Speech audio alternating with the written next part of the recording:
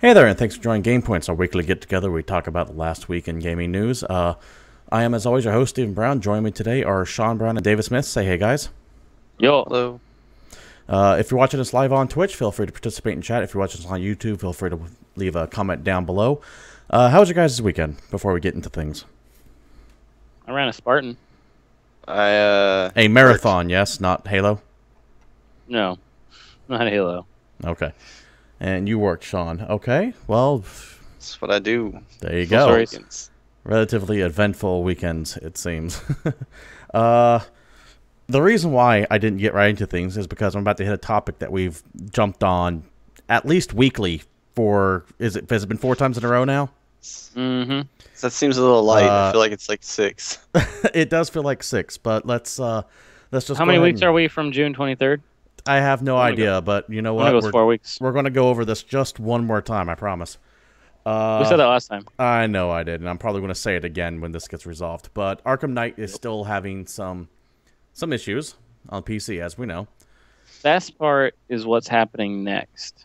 Yeah, so to recap you, if you haven't been paying attention or you haven't been watching the show, Arkham Knight runs great on PS4 and Xbox One, but is horrible on PC. So horrible, in fact, that Warner Brothers pulled it and said, we're going to patch it and it's going to be fine. There's been kind of a hilarious series of events since then, including not releasing the DLC for it, which turns out was only an hour long anyways. Pulling the game but still selling the season pass, a whole bunch of just very questionable decisions.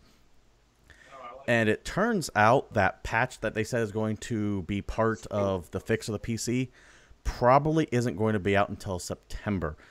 According to an article, or according to an email leaked to Kotaku Australia, and to quote from this Eternal EB Games article, this is from an EB Games memo.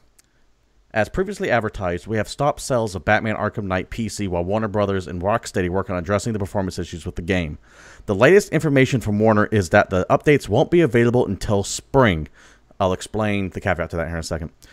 Due to this, we have made the difficult decision to recall all PC stock from stores and return to the vendor until an acceptable solution is released. That's the best.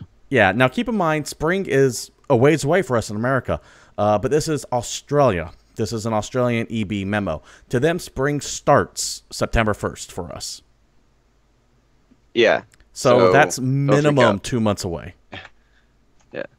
That's still a long ass time. It'd be funny if it was next spring, though. Spring in the States, and it actually just meant to launch spring in Australia. That's what happened. Yeah, that could be what it is. Time. Keep in mind, that's it until spring. They could mean the end of spring, which would be November, December there?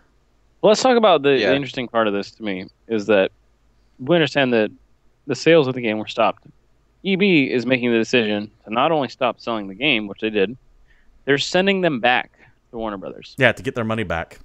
As in, the game seller is returning it to the publisher. The retail stores are so pissed off they're returning it. That's fucking hilarious. Yeah, we pulled that game off the shelves at our store the day it came out. Yeah, and going back to the Colonial Marines reference, real quick before we get into that. Pulling it off the shelf is a standard practice if something isn't working out right. I did my time in GameStop. Sending it back, though, this far into it means that even the retailers weren't aware of how bad this delay was going to be. Mm-hmm. It's just everyone's in the dark. Everyone's in the dark except for, well, Rocksteady and WB. WB did update their Steam community page from them. Update on the patch plan for release in August. As an update, Warner Brothers Interactive Entertainment, Rocksteady, and our partners are targeting an interim patch for existing players to be released in August. This update will address many of the issues we listed on our June 27th update. We will provide additional details as we finalize the interim patch over the coming weeks. We would like to thank blah, blah, blah, blah, blah, blah, all the BS we've heard from them before. Essentially, this is supposed to be a stopgap patch between then and September, but still, this is how fucked the game was. Okay, so it came out when? June? So July, August, September. 3 months still, and they have a first of a series of patches that should fix the game. What's coming up is just an intern stopgap patch. And who knows if this will be the last game to keep that running. To get this running, I should say. I have no words. David, you're about to make because we've said them all. Yeah, this is the gift that keeps on giving. Like I said on last show, I can't get into it. It's just funny. Welcome to the chat, by the way. David, you were going to make a Colonial Marines reference to this. Well, because we talked about it when this game came out, and it came out as shit, is that it was the next Colonial Marines, and we laughed it off, and then it kind of kept getting worse and worse. Colonial Marines, correct me if I'm wrong, was shit and got a lot of flack, but I don't remember that game being sent back to the publisher. No, it worked, technically. Like that game released and was buggy, and people didn't like it, but they managed to keep it out. Yeah, well, the bugs weren't as widespread as Arkham Knight. The game just sucked. Yeah, it was just a bad game. This is a good game that's just released in such a horrible fashion that people don't even want to look at it. They don't even want to see it on their shelves. They don't want to see it in a box in the back of the store. Let this be a lesson to anyone thinking about not just buying into Warner Brothers games, but anything in general. Just stop pre-ordering this shit. Yeah, pretty much. Sean, your thoughts? We've talked about this so much that like it's just beating a dead horse now. Fair enough. It's I agree. And every time I say it's the last time, something else always comes up. It's just this is literally every week something new about this happens. But we'll just addendum it from now on. So the next time bullshit happens, which it will every week, we'll just say TLDR, Arkham Knight still fucked up. They screw the pooch again, and then move along. Sounds good. And we're going to move along right now to something far more entertaining.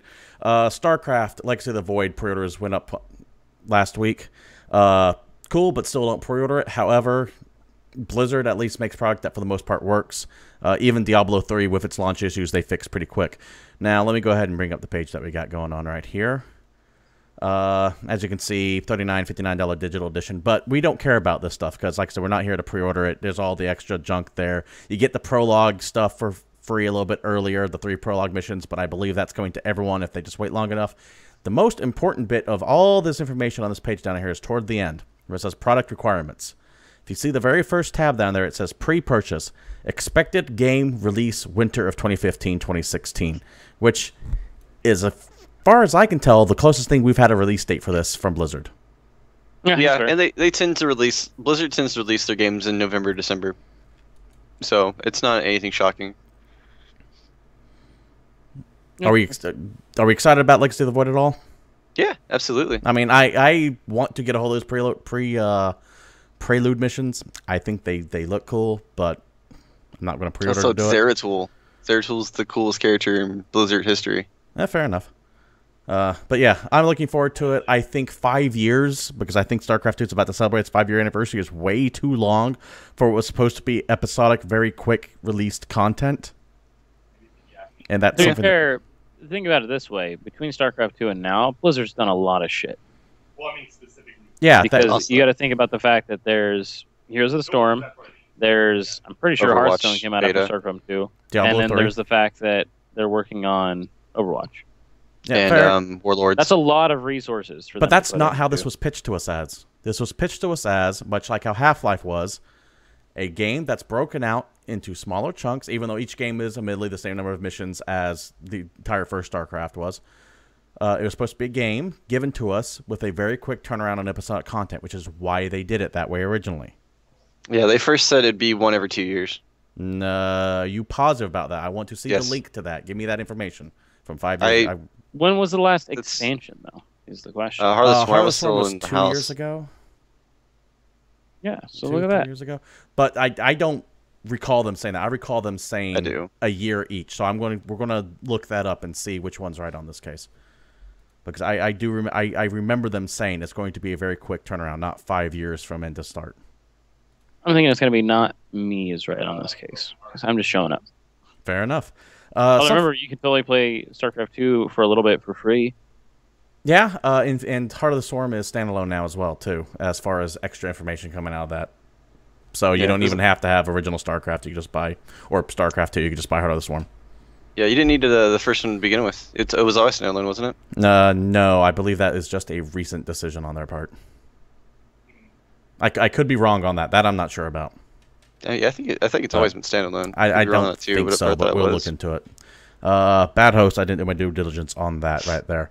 We are going to move to something quick. Like I said, I just want to mention, hey, the pre-orders are up for that because when Blizzard starts pre-ordering, it usually goes really close to release date, like about 6 months out, maybe a little bit less. Stream seems to be going good there, UGX Triumph. But we're going to go ahead and move on to our next topic here, and that is something David is probably excited for. I know I am, Sean, maybe. And that's a new 40K, Warhammer 40K game was announced. Yes, yes. David, break it down. It's a Warhammer 40K action RPG. Now, you have a lot of these things, and you might be thinking of like the Dawn of War franchise, but the guys that are making this are the same ones behind like the Van Helsing games. I don't know if either of you have played those on Steam. They're kind of like a Diablo Light-esque not top down, but it's isometric. almost as dungeon crawly, but something like that from that team working in the 40K universe is definitely intriguing to me. Now, they're not the greatest company of all time. No, they did King Arthur, which is all right too as well, but the second one sucked. The main thing is that they've made solid titles so far, which is better than nothing when it comes to a game in the 40K. I feel like if you're not a major game developer like this company, like they're not like, you know, knocking them out of the park or anything like that. I feel like Warhammer games, Games Workshop games in general, are a goldmine for you because no one's going to expect amazing games from it. Like if you make the first Warhammer game that's amazing, you're instantly famous as fuck. Well, a bit of information on this before I address that. It's going to be called a Warhammer Inquisitor Martyr. So you're playing an Inquisitor. Persistent sandbox action RPG, which sounds great right there. As far as good Warhammer games, they're stepping up their game, and I'm really excited for Total War Warhammer. As far as Warhammer games, they're stepping up their games in general. There's been so many more properties and video games released in the Games Workshop franchise series in the last, I want to say, 4 years. Well, Dawn of War was the first great one. Yeah. And it's just been ramping up. Yeah. They still have their MMO supposedly coming out. They still have their MOBA coming out. They still have lots of shit. Yeah, they have a bunch of stuff in the pipe. That kind of worries me a little bit that they keep announcing all this stuff before other stuff gets finished, but we'll see where that goes. As far as the look to all the 40K games go, regardless if they're good or not, they always look like 40K properties. Yeah, that's fair. One thing, however, that's not looking too good is Dead Island 2. Remember how that was announced about a year or so ago, and we haven't heard anything since? Yeah. Well, that's probably because Yager just got dropped from being the developer for it. Deep Silver broke ties with Yager over 2 years. If you remember, Dead Island had that big fancy trailer at E3 2014, I believe, and then nothing about it. They released this little gameplay trailer that we see right here, and just nothing's really come from it, and they're having issues with it. In a press release from Deep Silver, to quote them, with Dead Island 2, Deep Silver has always been dedicated to delivering the sequel that Dead Island fans deserve. After careful consideration, today we announced the decision to part ways with development partner Yager. We will continue working towards bringing our vision of Dead Island 2 to life, and we will share further information at a later stage. For those who don't know Yager, these are the guys who did Spec Ops: The Line, which is a fantastic military shooter. Maybe not like the best one out there, but definitely a very entertaining plot. And they also are doing the upcoming Dreadnought, which looks awesome. Yeah. So, I liked the first Dead Island, but I was definitely Dead Island was a game that lied to me, and then when I was like, all right, it's still a fun game though, at least. Because you got the trailers and how they presented the first game was completely different of how the actual first one played. Well, it just made it seem super dramatic, and those games did have a little bit of bugs, but the main thing is they were just fun, at least for me. Yeah, they were mindless. And go ahead. And I really like whatever the hell game I'm playing now. Okay. No, I'm sorry. Are you thinking of Dying Light? Yeah, Dying Light. Yeah, that is from Techland. Those guys who did Dead Island 1 and Dead Island Riptide. Instead of doing Dead Island 2, they wanted to work on something a little bit more, I don't want to say more realistic. I don't want to say more mature because they're both pretty graphic, but more realistic. And Dying Light is definitely more grounded. Dead Island is very campy. So. I was going to say realistic with all the free running and shenanigans that goes on in that game. Compared to Dead Island, yeah. I see what you're saying. No, I like those style of games. The zombie games are kind of here, and they're not really going away. So yeah, Dead Island 2, I mean, that's kind of a bummer, I guess. It could have gone a cool way, especially if they decided to like grow up a little bit with the series and be a bit more serious and try and focus on a lot of the story aspects that they kind of hinted toward with all the teasers and trailers. No, for sure. I am surprised the market hasn't bottomed out in the zombie game yet, to be quite honest, because we've had so many of them. That's fair. The zombie thing is a big thing in any kind of medium. Yeah, and it's still sticking around, so that's interesting. Jaeger did respond to this, by the way. To quote them, Jaeger and Deep Silver's respective visions of the project fell out of alignment, which led to the decision that has been made. Very quick, very brief. It sounds like they just had creative differences, and they both bounced out. I don't know if there was anything more behind the scenes by that, though I'm willing to take this at face value. They just both wanted different things on the project, and they couldn't come to an agreement. But that explains why we haven't seen it for a while. Now, we started the show with news that we've been going on for about 4 weeks now with this Batman thing, and I swear this is a brand new show, but we're also going to revisit something else here coming up real quick. Looks like Metal Gear Solid 5 has dumped Hideo Kojima's name again, and I swear this is a new show. I swear that it's July 20th and not May 15th. Right. But, yeah. I'm so pissed at Konami. The Konami thing, we don't need to get into it. If you're somewhat involved in the gaming world, you know what's happening. But they dumped Kojima's name from Metal Gear Solid 5, and then they put it back. But this post from Love Deterrence at NeoGAF, well, they dumped it again for no real reason. Here is the final release art. If you notice, no Hideo Kojima game on there, no Kojima Studios logo down there. If you want to take a look at the original box art, it's on there. Now, here's the greatest thing about this. If you look at the box art that had Kojima's Studios name on there, and then you look at what they're releasing, you can clearly tell all they did was black it out and then cropped the picture up. Yeah, it's great. Like, it's super fucking cheap. Good job. So, I really just hope, like, Hideo Kojima's just in, like, a dark room with, like, his fingers, like, pointed, tipped, like, steeple style, and, like, just buying his moment. The rest of Kojima Productions are like, do we move now? And he's like, no. We wait. Well, we wait. A voice actor from the Japanese side of Metal Gear said about a month ago, hey, they were just forced to disband. Mm-hmm. Like, literally came into the building and said, okay, you guys don't work here anymore. Go somewhere else. It's just really shitty the way they're handling this, because I understand that they're, like, restructuring. They have different focus. They were worried that the brand was more associated with Kojima than it is with Konami, which is fair, and you guys could have ran with that. Or done anything to support him instead of just cutting ties, telling him to go fuck himself, and removing his name and company logo from every single game he's working on. Well, that's such a mistake, though, because Kojima is still Kojima without Konami. But Konami at this point is nothing without Kojima. They're Konami at this point is a bunch of mobile games and slot machines. When it comes to gaming, I should say, not like casinoing. Yeah. There are games you can get tickets that have Konami, like, you know, go to arcade and get tickets to go buy crappy things. Those are Konami games. A bunch of them. I don't think Konami's going to be making very many more major title games. They're done. They're moving. They're going to become a mobile game. You will see Metal Gear Solid, the free-to-play game. They're also think about that terror. Since Japan just legalized gambling, they're like that's their thing now. Like that's their that's what they're hitting hard. The scary thing to me is that technically this is the last Hideo Kojima game. So pulling his name from this is it just feels like a punch of a dick. It worries me for how much of his involvement they're removing from it. Because obviously we knew he was heavily involved in it because it's his fucking franchise. But if they're taking his name off and they're disbanding him or disbanding his group and telling them all to hit the road, what else are they doing to it? I'm very worried that the Metal Gear Solid 5 that we're going to get at the end of the year is not at all the one that Kojima started building for us. Well, it comes out in like 6 weeks. I'm just saying that it's that fucking close. Yeah. It's just concerning on what could be happening behind the scenes on what these publishers are pushing it towards. So I don't know. I'm just curious. Like the credits is just simply a Konami game. No credit given out where it's due or anything like that. No 90-minute cutscene with. Actually, that's the ultimate con. The cutscene's going to be a cutscene of like Hideo Kojima just sitting on his ass. Like he ran into the printer like right before they released it and put that on there.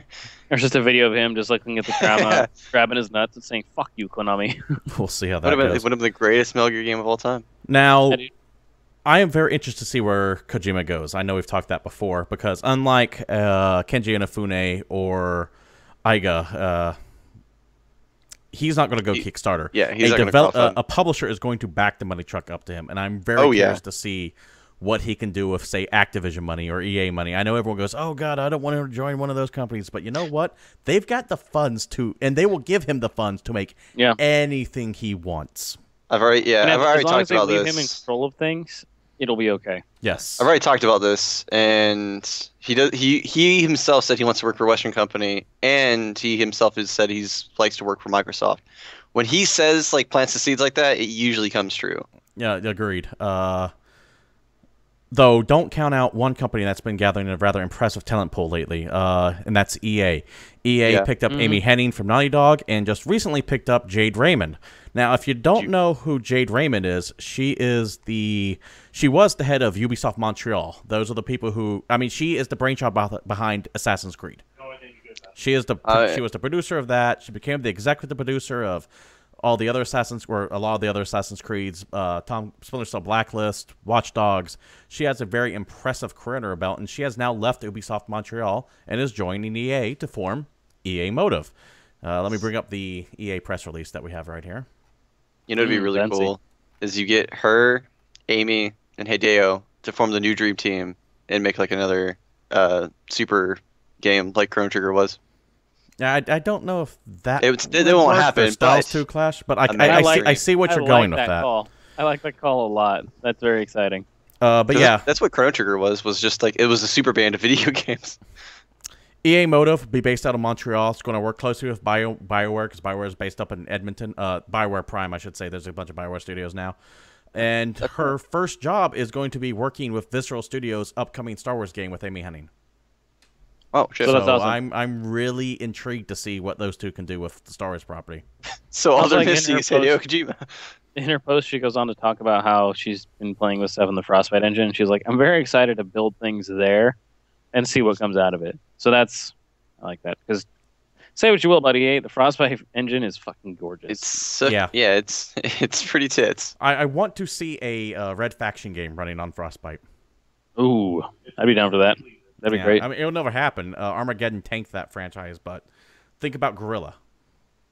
Guerrilla was good. Put that with the Frostbite engine. I think that would be fantastic. Speaking of engines, I just want whoever company that picks up Hideo Kojima to make the XOF engine.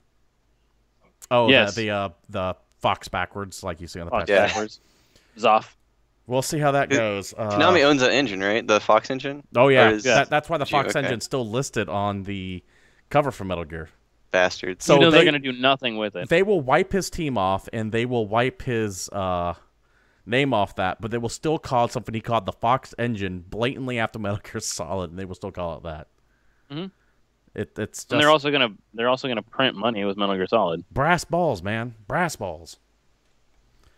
We'll see. Speaking of printing things, remember how we were talking about the Halo collection wasn't printing live discs for their actual collector's editions? Oh my god, the collector's editions problems. Yes, that was a whole big thing we talked about last. Halo did a quick turnaround on that.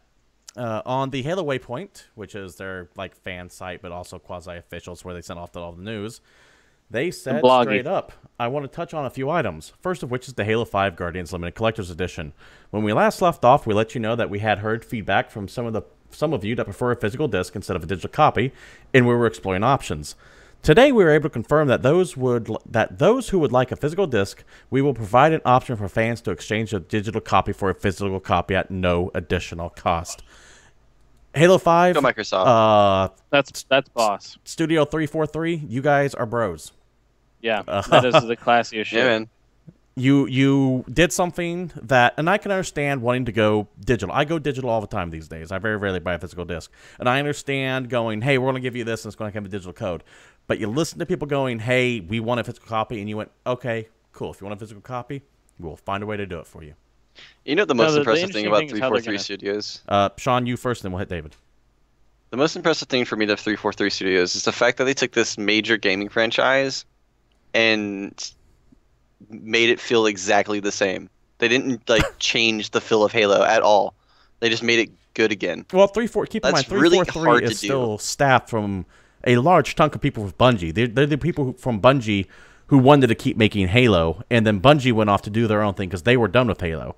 So 343 is still comprised of a bunch of talent from Bungie. Yeah, but the same thing kind of happened with Sledgehammer and for the third Modern Warfare, and that game didn't feel like a Modern Warfare game. Fair enough. There were still people there from Infinity Ward and Sledgehammer too, but the two big boys left, and that game dramatically changed from. Well, more than the two big boys, if you recall that video that had everyone's name blacked off on the credits. Yeah. David, but there were still people over. David, so my big thing is this is a really cool thing for them to do, but it's going to be interesting to see how they go about implementing it. Because if you think it's a collector's edition, people are going to pre-order it. That's just, even though we keep telling them not to, they're going to do it anyway. That box looks cool. And they're going to show up to go pick it up at midnight or whenever, and they're going to get the game, and they're going to be like, sweet, I don't have a physical copy still, and I have this card. And there's probably a lot of people that'll be like, they said they'd give me one, and it'll get the digital game anyway, and not actually give enough of a fuck. Yeah, and it's just kind of funny to me. So it'd be interesting to see if they give you any option to like ship some of them with a disc inside, or if it's just going to be you have to bring your digital code back to a game store and then they exchange it. Because then all of a sudden, if you buy your game day one, you have to bring it back day two and actually get the game. Yeah, it would be like, what I think is going to happen is that Bungie will have a website set up and that you type in your code and then you type in your address and it kills the code and they just ship to that address. That is how I think they would do that. I don't see them having a version of the collector's edition with physical disc inside because I think it might be a concern with the weight of that statue. Mm-hmm. I think that was the original reason why they didn't put it in there. Because there's so much shit in there already. Yes. Because even expanding on the box a little bit can dramatically increase shipping costs. That's fair. Anything else? Put the disc in a slip cover. It just comes cracked in half and this pisses people off. No, I think this is a great way to handle it. You have your digital copy, and if you actually truly give that much of a fuck, you can get the physical copy. You would go to bungie.net or whatever they have set up, type in the code, it kills the code, and then it ships that out. Well, bear in mind that this is still a $250 collector's edition. Yeah, no, definitely. And we went on it hard. We were talking about how dare they charge $250 and not give you a compact disc that costs pennies on the dollar to make. We were just mad at collector's editions in general last week, though. Yeah, if it wasn't for all the stuff coming out, we probably wouldn't have hit on that too hard. But anyways, Bungie, or 343 Studios, I should say, we are taking you off the naughty list as far as that goes. So congratulations. Feel free to send us stuff. Feel free to send us Ideally beer. What was your guys' favorite collector's edition item? Like from last week? Or just in general? No. From like, what item from a collector's edition video game do you guys like? Show, because we actually talked about this. No, we actually went the exact I had no power, bro. Way. We said which collector's edition broke you from buying collector's editions. That's what we talked about. Oh, that is what we talked about. Yeah, no. What's your favorite collector's item? Oh man, David. Fuck if I know, dude. I hate everything. Leon's jacket, Resident Evil 6. The game was terrible. Want to spend $1,000 and get it. It was baller. Yeah, that jacket was baller as hell. Actually, if you want to go that way, I do have one that I like a lot, and that's the fucking auto-tuning headset from Saints Row. Yeah, you did mention that. Because that shit's hilarious. I just want to fuck with my friends. My favorite thing that was ever handed to me in any game for pre-order collections or anything like that was for Resident Evil Outbreak 1. And it was this fucking little toolbox that had like a little ratchet set and all these screws, and it was a flashlight. And I use that thing to this day. Yeah. Sweet. The one that broke me since I wasn't on last week's show was Dead Space 2. that little fucking plasma cutter. You know, I think I talked about that. I think I mentioned that real quick. Bastards. We were mad. We were just yelling. Yeah, we were. You know what else we get mad about recently is all these remasters and HD collections. And essentially, old game is old. We're just going to remaster the old shit and put it out. Now, the stuff sells. And it's just kind of funny because they're slowly re-releasing the entire like PS2 and Xbox catalog. Indeed, and I'm guilty of this because I'm going to buy this when it comes out, if it comes out to America. Odin Sphere was announced to be remastered for PlayStation 4s and Vitas and PS3s, and god damn am I just really wanting to get this one. It looks beautiful. What year is it?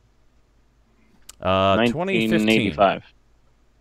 That doesn't sound right. Beast. Nova Scotia.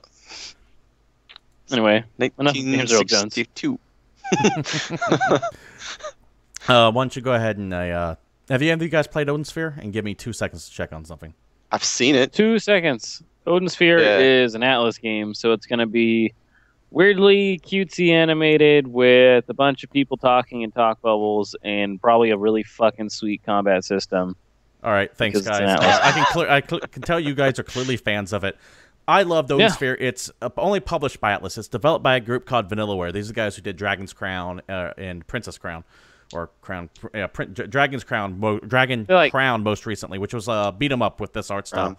All of its 2D hand-drawn animation, very rich looking, very colorful. The battle system, like you said, in Odin Sphere specifically, was very interesting. I enjoyed it quite a bit. And the way they dealt with the plot was kind of cool, too. It's 5 playable characters, each on their own timeline. So it's happening at the same time, but you jump back and forth between all the characters at any order you want. Whatever, dude. So, I played Sukkot. I don't quite think that matches up right. Sean? There's a few remakes that I'm excited for. What else? So stop hating on a remake. Final Fantasy VII. Yeah, there's that. This is more of a remaster than a remake. The remaster I have more of a rager against. The remake I'm a little bit more forgiving on because you have a bunch of extra stuff done on there. But you also have, let's see, as far as remasters coming out this year, you have Resident Evil 0, like you mentioned. You have the Uncharted Collection, which I fucking think is that in August? Does that come out in August? So here's the thing. I don't mind if games are remade that are like, I don't know, 7 years old. Disney rule. We'll go by the Disney rule. 7 years old. You can remaster a game. But like Uncharted, that's a relatively new series. The first one's probably close to 7 years old. It's just funny because those are end of PS3 life cycle games. Yeah, that's my point. Like 7 years, okay, Disney rule. I will give you that. Going, by the way, I have something I need to check real quick. Cool. To be fair, Last of Us just did the same thing. It was pretty much an end of cycle PS3 game that they immediately remastered and released on the next console. So it kind of has two ways to look at it. Is there's people that would be early adopters of the new system that maybe skipped to the end of the last generation, and that's why they're doing it. But yeah. Well, things like that, I consider different because it's like the GTA 5 thing. It's going to be better on the PS4 either way, but they had to take the time to actually probably port it and actually make it look better. So there's certain things when it's that close, I don't consider that like a remaster. But if it's like, dude, you just made like Uncharted 3 a few years ago, there's no reason for you to remake it, type of thing. Mm-hmm. But like, yeah. I'm going to allow the Disney rule here. That's what we're going to call it, the 7-year rule. If it's older than 7 years, remake it. I don't have a problem with it because it gives early generations to enjoy these games. And usually they are games that are very famous or games that like a lot of people enjoy for generation gaps. So it's nice. Fair enough. I mean, there's a lot of stuff they can go to. And I'm going to go back and once again say that please just give me some more Resident Evil Outbreak. We touched on it a minute ago, and I would play that remastered. Games I want to see redone that haven't been redone. The File games, Final Fantasy VI, and Secret of Mana. Hey, give me Disaster Report and Raw Danger any day. Disaster Report? How about SOS? I could see a Paris. Yeah, that franchise really good on went way off the rails, but the first one was great. I'd be down for the Parasite Eve game. Yeah, the first Parasite Eve on PS4 would be really good. Silent Hill. They did that. They did 2 and 3, and they were actually the first one. Yeah, the first one would be interesting. They did 2 and 3 though, and those were just clusterfuck ports. Once again, showing Konami does not give a shit. Yeah. Like Silent Hill 2 and 3 remasters are horrible. You're better off playing the originals. Well, the problem is Silent Hill 2 is still company. Yeah, Silent Hill 2 is still playable on the original version though. Like, but Silent Hill 1 is like Metal Gear Solid 1. It's really hard dated. To go back. It is very, very dated. Yeah. But yeah. Back in 1995 looks better than Silent Hill 1. Lots of remasters. It's just the nature of the beast. It just seems to be far. I would be curious to see if we had this many remasters of PlayStation 2 games when PlayStation 3 came out. And I don't think we did. You want to know why? I can tell you in 1 or 2 words. Why? Cell processor? Backwards compatibility. You're right. Boom. Absolutely PS3 came out. All of your PS2 games still work with your PS3. Remaster there was no reason to be remastered. The remaster is the perfect way to have monetized backwards compatibility. Actually, there's going to be a way to tell that this year. Because Xbox is becoming backwards compatible. So we can actually visually see Sony and Xbox and see the numbers to see if that's actually... if David's statement holds true. I think at the end of the day, it's not going to matter too much. I think backwards compatibility... Stay tuned a year from now. I think backwards compatibility as a general is one of those things everyone complains that doesn't exist, but no one really cares except for those who are way obsessed with it. Because remember, the majority of gamers will play maybe 6 games total a year. So it's a lot of those. It's a lot of that game, but they'll get like Madden and Call of Duty and play those for like 3 months each, and then maybe 1 or 2 other titles. They're not buying a new game every 2 or 3 weeks like we do. Yeah, that's because they're not on Steam. I just bought the Neo Geo Humble Bundle. I saw that today. I'm like, yep, Rocket League. snag that one. How is Rocket League working out for you before we move on? Phenomenal. Buy it. So good. All right, I'll have to take a look at it. Buy it. That is the GamePoints quick review. Sean, your point? Buy it. All right, and we'll move on to David. I'm going to go ahead and say buy it. So it's this has been your GamePoints quick review of Rocket League. So Rocket League is like soccer with cars, right? It's exactly that. Well, wait, hold on. I'm sorry. There's a little twist. Let's get a little Team Fortressy. You can put hats on your cars. Go suck a dick. I didn't know that. Hats on your cars. One thing that's probably not going to have hats though, but is definitely soccer related, is the new FIFA coming up. Now, Sean, you saw an article about the hell was that? He was throwing money. God, get a reference.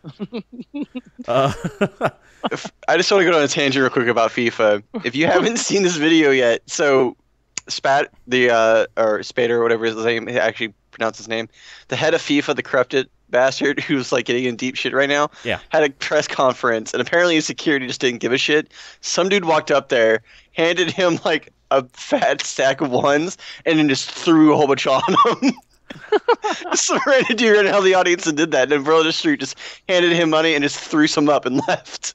Wow, and then he finally got escorted out. I need to see it's one of the best videos of all time.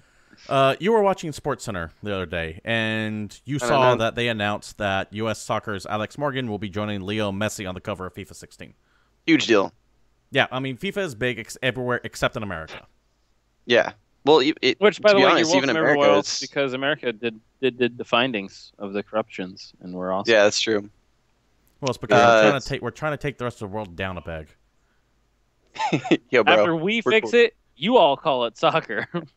I said that like on 3 weeks ago. Yeah, I don't recall that conversation at all. It was on Facebook. Okay. But the thing, like, so the women's soccer is more watched than men's soccer. I don't know if that's true or not. High of a bar to overcome though in America. But it's still like I don't know if it's actually true. I want to get the numbers here, because if it is, it's the only women's sport that's more watched than men's sport. In America, I think you are right. I think women's soccer is more watched than men's soccer in America. The reason being is because the women's team is really fucking good. Well, the women's team actually wins in America, and we still barely care about winning in this country. So here's something awesome that I want to point out, or it's not awesome, but so the men's team, Germany, just won the World Cup 2 years ago, because it happens every 4 years, and the women's and men's teams separate every 2. It's like the Winter and Summer Olympics. Germany, the team that won first place of the last FIFA Cup for men's in 2013, won $8 million. The club did. The female team that won this year, the women's team, won $2 million. Yeah, significantly less. Even though it got the same amount of views. So you can't say viewership's different, because the rest of the world still watches women's and men's soccer just as much.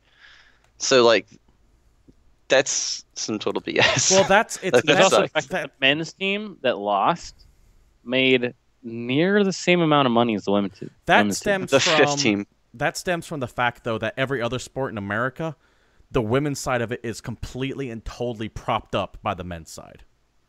That's what that stems from. This is a world thing, though. It's not. It doesn't matter whether the U.S. or not.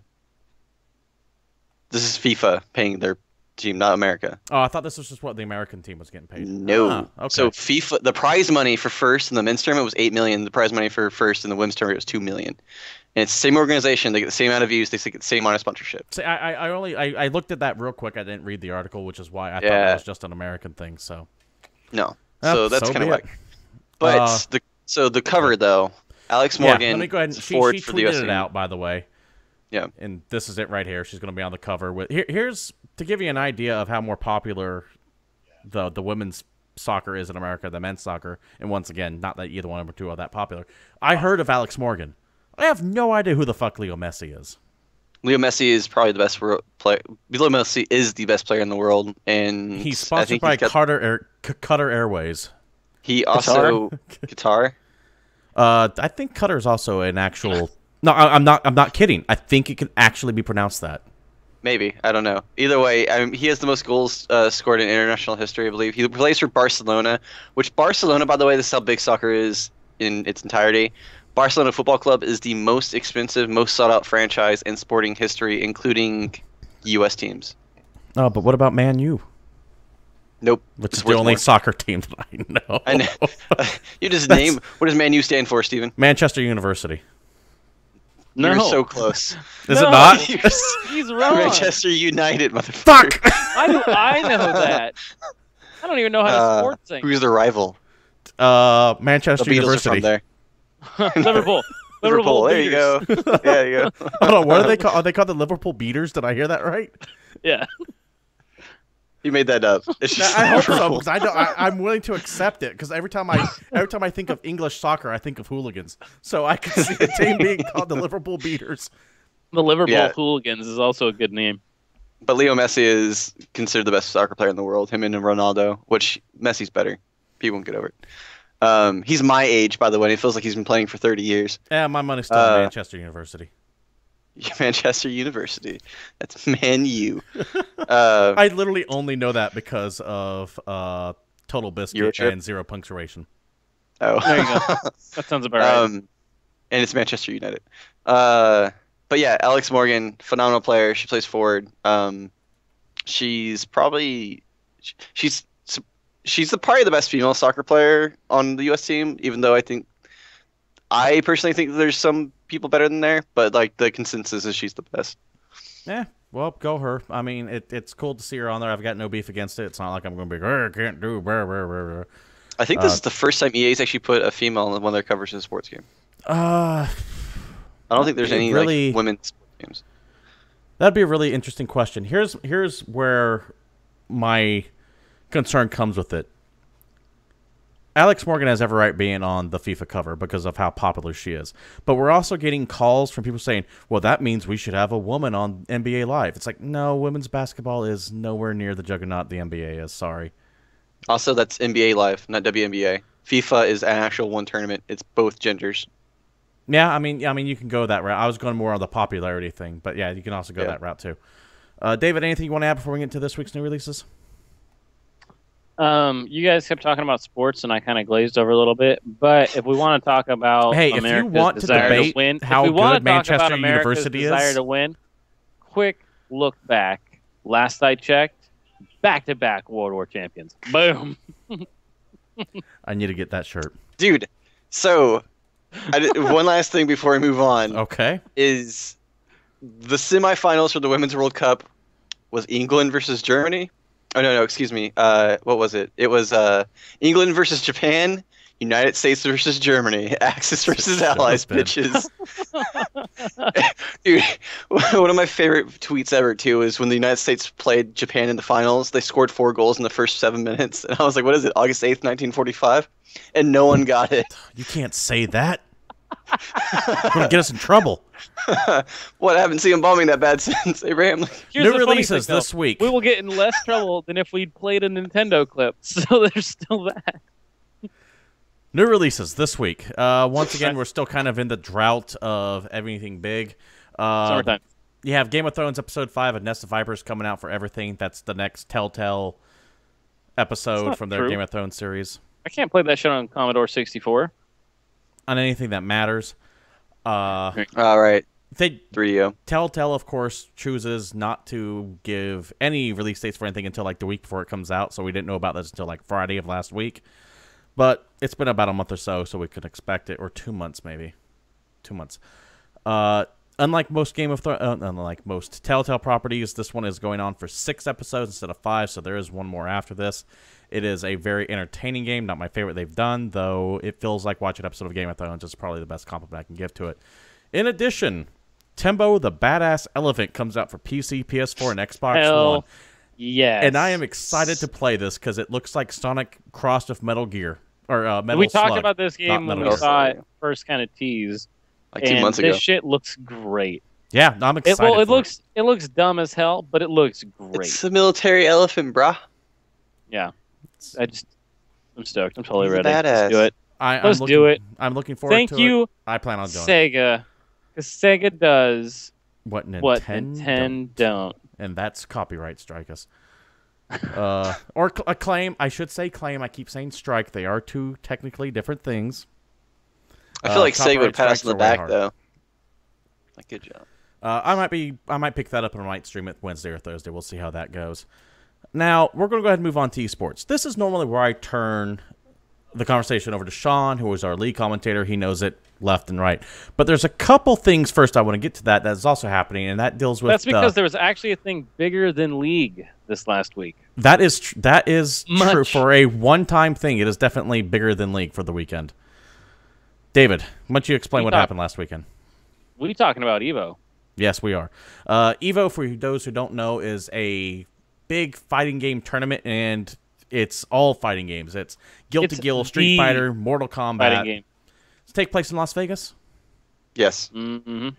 But anyways, that happened over the weekend. We had a bunch of news come out. We're going to touch on two things specifically from it. One, which I thought was just hilarious, that it happened toward the, was it the Guilty Gear semifinals? It wasn't the finals, or quarterfinals maybe. Either way. I think it was semifinals. Either way, Guilty Gear Xrd match between Woshige and Ogawa was going on. And it wasn't the finals, but it was high up there. Essentially, what happened is, well, let me play the clip so you guys can see it.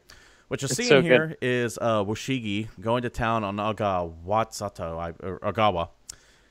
And he's down one. If he loses this match, he's out. And he wins. He beats the match. He freaks out over it. We'll see here in a second. And as you can see, he's cheering. He's standing up, running with the crowd. He just won the match. And then he suddenly realizes he didn't win it. He tied it. And before he's able to sit back down... He won the round. Yeah, he won the round, not the match. Not the match. And before he's even able to go sit back down, Ogawa's taken off half of his life, and he just can't recover from that point. Oh, no, it's not just that he can't recover. Ogawa hits him with like a 60% combo, and then immediately goes into a like instant dizzy maneuver.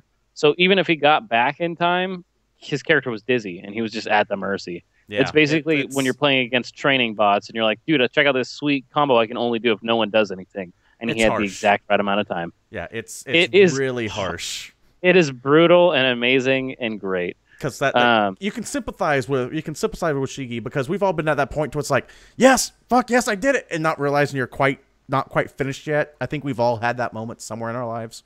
He lacks honor. Sorry, you got up during the match. Oh, I would have done the same thing, dude. I would have tricked him on his way back to his controller. Like, oh, there goes your chair. Ogawa ended up going on winning that tournament.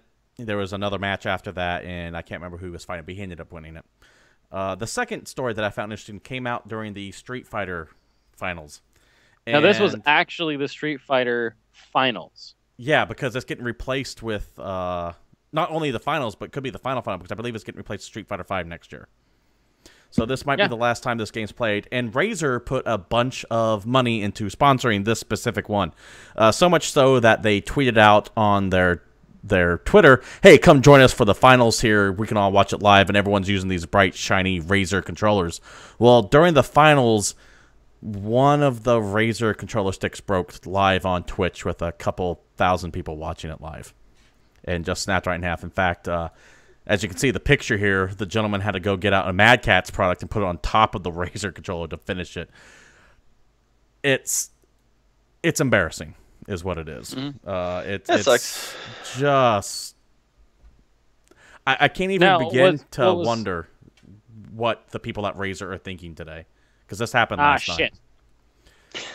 Could you imagine being a fly on the wall in Razer's HQ about what the fuck just happened? And it's funny because a lot of people are already just like hating on the Razer products. But to be fair, they were never considered the top tier fighting stick. I mean, to be fair, they make a lot of products. Yeah. They make all kinds of shit. And making a fighting stick, it works because they make all kinds of peripherals. But they're not the highest rated by any stretch of imagination. They're kind of newer into the fighting stick realm. So, hey, it happens. And they're not the only company who's had a stick break on stage. But with this specific event, there was so much on the line because not only was it the stick broke, it's that the stick broke when someone who had just come from the losers bracket actually reset the match.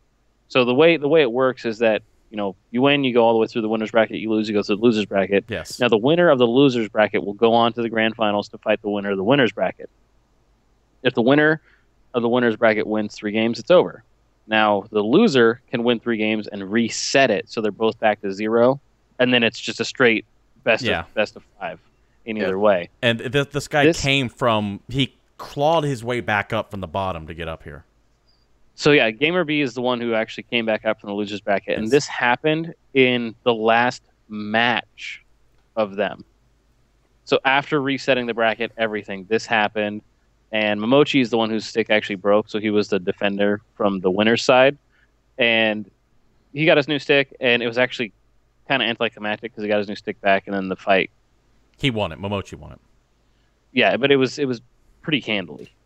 Yeah, it was. But just... the way Gamerby treated it was really classy because he could have just basically, if your stick breaks, you're given the round.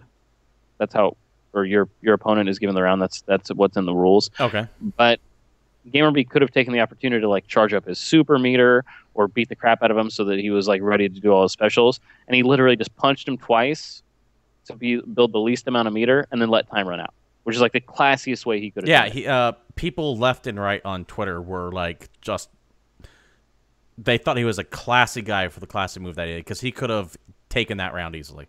And he was like, nope, I'm going to beat you fair. Yep.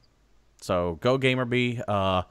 Sorry, Razor. That definitely sucks. I'm very curious to... Like I said, I wanted to be a fly on the wall in Razor HQ this morning to figure out who is getting screamed at about what's going on. Because that's like fucking up a Super Bowl commercial. I'll talk to my contact. There you go. Yeah, and we'll see how that goes. But that does it for Evo Well, if you like news. Street Fighter, I would watch Gamer B's stuff. His losers final bout against Infiltration is really good. And yeah, he almost got knocked out a couple times, and he had like come back up from like less than 5% health. The only dude I know in fighting games is Justin Wong. Smash, like always, is boring. Well, yeah, it's like Smash, I'm sure. But there was two Smash games this year, which is really stupid. At least for a lot of fans, it's just not as interesting. Although one thing I would tell you guys to take a look at if you get a chance is go watch the Mortal Kombat 10 finals. Watch the grand finals of Mortal Kombat 10. They're actually pretty savage. Good to know. That more or less wraps up the Evo stuff. Didn't want to get too in-depth to it, though I thought those 2 stories were worth calling out specifically. Sean, tell us about SKT and what they've been doing. That's words I can't say on TV. So SKT's on a... I didn't say that. SKT is on a current win streak, which is a league record for the modern thing, or like they're for Korea. So they play best of 3s now. They're on a 20 best of 3 win streak. So and they've won 20 best of 3s. Longest, they've broken the record with that. That's the longest that's going on. Longest winning streak, I should say. Yeah, this is the first year with best of 3s in Korea, so that's not really that big of a deal. Okay. But they're also on a 15 or 16 game actual game 15. Win streak. That's a little ridiculous, saying that you're playing in Korea, which Korea is supposed to be the best region in the world. So like, you would think some team would rival them. So what happened was the last Thursday, I believe, Thursday night for us, so Friday for them. Actually, it would have been Friday for either one. But either way, SKT played KOO, and KOO is considered the second best team. They looked really good again. They kind of fell off halfway through last season, but got their mojo back and started actually getting a win streak of their own. They had won something like 7 best of 3s in a row and won 11 games in a row. So like you get these 2 titans clashing for who can get the best win streak. And SKT like just threw them in the dumpster like Jerome. It was ridiculous how much they just beat them down. All right. It's just fun. There's not a whole lot of commentary to make. It's that they're a really dominating force right now, and they have been for a little bit. And we can talk about Faker and how he's ridiculous, and how the fact that the backs to SKT are better than a lot of other players. That's the mind-blowing thing too, because if you think about other great players in League of Legends, like the first 2 people who were really good at the game was Madlife and Wei Zhao, an AD carry from China. So the cool thing, like Madlife was the first real like boogeyman of League of Legends, because people in the West were doing like hashtag Mad Life in season 2 before people even knew Mad Life was. Like, he was just a character you heard of from this far eastern country of Korea, dumpstering kids left and right. And then we first saw him in the Worlds of 2012, and people were like, oh my god, like, he's actually, like, things people are saying that are, like, outlandish are true. Like, he can do all these things. But their careers, like Mad Life's career and Rage Out, Mad Life's still playing, but he's not nearly as dominating as he used to be. When you're a dominating player of League of Legends, you have, like, maybe 5 months where you're on top of the world. Faker has been the best player in the world for 2 years. He's quadrupled the next closest person to him that was dominating in timelines. Like, that's insane that he can still do that. That's like Brett Favre status in the NFL, where you're top of your game for like 20 years as a quarterback. That's what he's doing in League of Legends right now. He's dominating the series in that kind of fashion. All right. Yeah. So yeah, I mean, is it fun team to watch?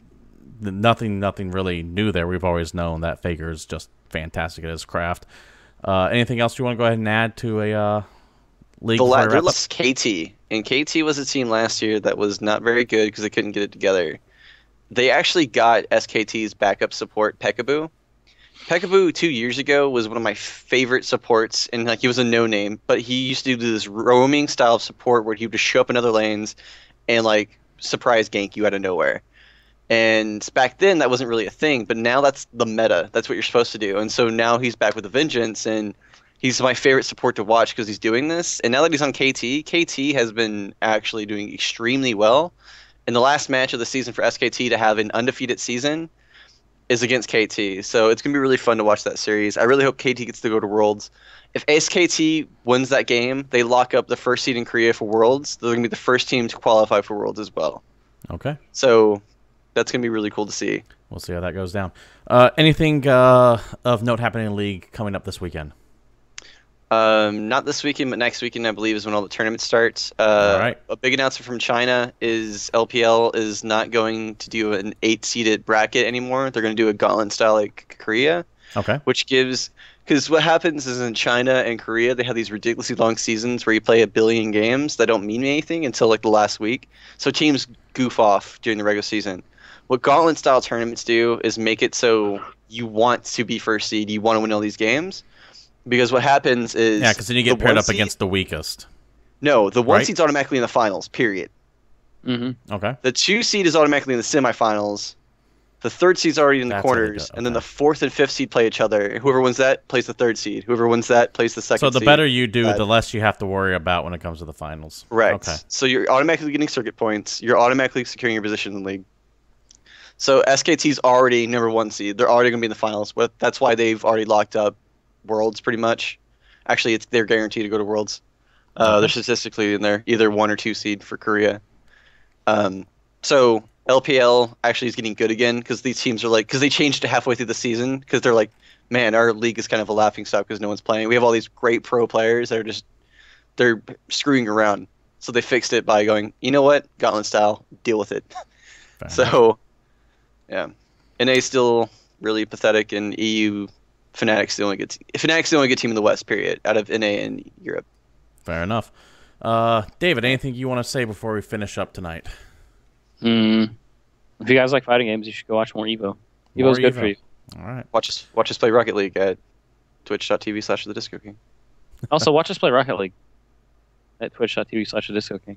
Fair enough. This has been GamePoints. Once again, thanks for joining us. If you're watching us live, we are on Twitch TV/GamePoints every Monday night at 8 p.m. Pacific Standard Time. You can feel free to watch us, join, have a chat. We'll try to answer whenever we can. I am, as always, your host, Stephen Brown. You can follow me at CapitalistPig21. Down to the left there is Sean Brown. He's our esports guy. You can follow him at @thedisco_king on Twitter. You can also watch him on his own channel at Twitch TV/thediscoking. Across from him is David Smith at Palshifsatori. He doesn't tweet, he doesn't do anything with it. Don't worry about it. That's just there for formality. If you like the show, you can follow us at Twitter at GamePointsPC. You can email the show with questions, comments, concerns at GamePointsPC@gmail.com. You can give us a like over at Facebook at GamePoints Podcast. And you can watch these episodes and all of our previous episodes, as well as GamePoints Presents, which is when I stream stuff, at GamePoints one word, PC on YouTube. Just type that in and we should pop right up. Once again, if you've been watching us live, thanks. If you're watching us on YouTube, thanks as well. Feel free to comment, give us a subscribe, like down below. This has been GamePoints, and we are out of here.